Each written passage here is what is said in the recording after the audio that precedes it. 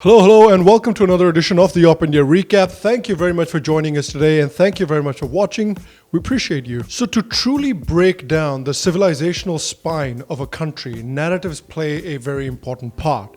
And so has been the case with India as well. In India, first the British and then the left, subsequently after them, have created different narratives about what India is and about what India is supposed to be. One such narrative that has been created is the concept of the good Hindu. So basically this narrative of the good Hindu has been created to essentially neuter the Hindus, has been created to basically wipe out any semblance of resistance from the Hindus towards any wrongdoing that may happen to them. So a great example of that recently is Shashi Tharoor, who was speaking at an event some time ago, and he said the following: "No good Hindu would want a Ram temple built by demolishing somebody else's place of worship." It is basically the equivalent to saying that Hindus are a forget and forgive people. They will never retaliate. They will never resist.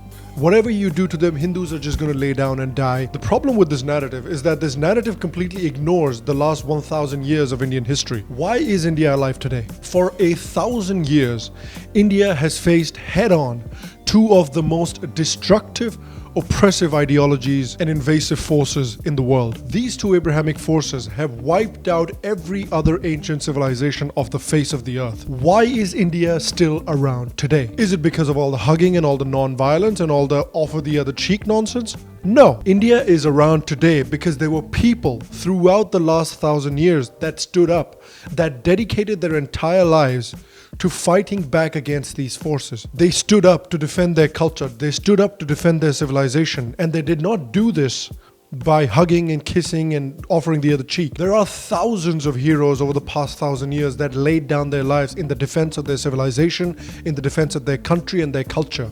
That is how we are alive and well today. Now the British realized this, and then subsequently the communists and the leftist sort of nexus realized this as well. So the British first realized that if they wanted to maintain a hold of India and if they wanted to rule India in peace, they needed to break the spine of the Indian people. They needed to neuter the Hindus so that the Hindus stop rising against the British in rebellion over and over again. And the best way to do that is to destroy their pride. So that's what happened. They replaced the Indian education system with a completely British education system, where India's history, the way British wanted to teach them, was taught to the Indians. When Gandhi and Nehru became powerful in the Congress, that narrative sort of continued. That narrative of, oh, Hindus will only believe in non-violence, Hindus will never retaliate, you can do whatever you want to the Hindus, we will just offer the other cheek, we were just going to lay down and die. That narrative got really deeply entrenched. This is what became the good Hindu narrative. And actually, OpIndia recently conducted a fantastic quiz on whether you're a good Hindu or a bad Hindu. So I decided to take that quiz, and I didn't do so well. As a Hindu, which of these do you prefer most? A mosque only at Ram Janmabhoomi, a mosque and a temple at Ram Janmabhoomi, or a temple only at Ram Janmabhoomi? Well, the thing is that Ram Janmabhoomi is such a sacred site for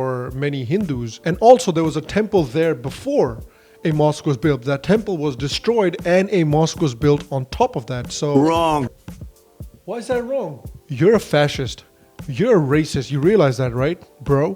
Why am I a fascist? We need to rebuild the Babri Masjid, and we need to have the Babri Masjid there permanently. Do you understand that? Anything else is racist. That makes no sense. You're a fascist. What's the next question? What's the first thought that comes to your mind when you hear about Diwali and Holi? Well, I think they're fantastic festivals. I think that they should be celebrated with great fervor. Responsibly, of course, but with great fervor and with great spirit. I think they're two of the most vibrant festivals on the planet. Wrong. Why is that wrong? Well, you should have said that they are horrible festivals that promote male chauvinism, that promote fascism, and we should replace them, and instead we should celebrate Eid or Christmas instead of them. More secular festivals. How dare you? Well, what's wrong with Holi and Diwali? It's fascist. Shame on you.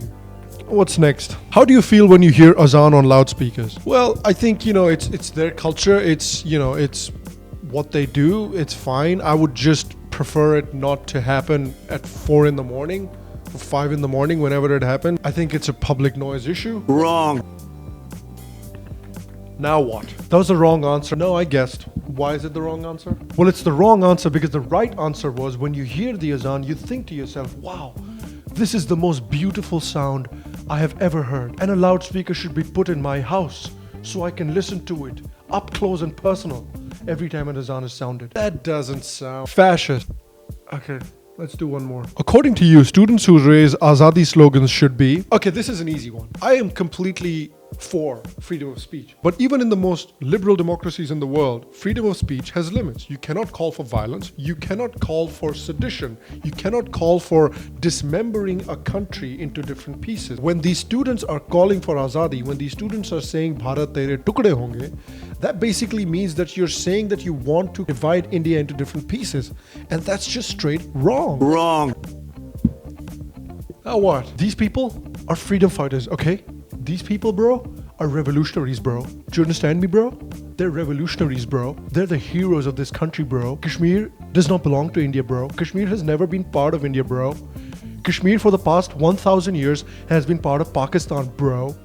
Okay. But in all seriousness, this is a real thing. We've been taught a certain kind of history. We've been taught a certain kind of narrative in our schools and in our popular culture. We've been taught that ahimsa paramo dharma, that non-violence is the greatest virtue and that is the most important thing. But what people willfully ignore is the other part of it, which is dharma hinsa tathavacha. Violence in the service of upholding dharma is an important virtue too. That is not taught to us because that will teach the Hindus to grow up here. That will teach the Hindus to be assertive. That will teach the Hindus to stand up for what's right.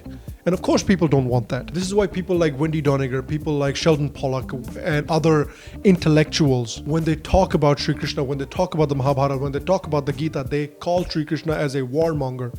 They talk about Mahabharata and the Gita as a book that glorifies violence, that glorifies bloodshed, completely missing the point. Wendy Doniger says throughout the Mahabharata, the enormous Hindu epic of which the Gita is a small part, Krishna goads human beings into all sorts of murderous and self-destructive behaviors. And she also goes on to say the Gita is a dishonest book, it justifies war. This is why in India, murderers and invaders that butchered thousands upon thousands of people, that converted millions of people at the edge of the sword, those people are celebrated. Those people are seen as the paragon of secularism and the paragon of harmony. And the people that fought back against this tyranny and the people that fought back to save our civilization, to preserve our culture and our way of life, the people who laid down their lives for these noble causes, those people are seen as intolerant people. Either they're seen as intolerant people or we're just not taught about them. We'll barely get half a paragraph or half a page in our history textbooks about great warriors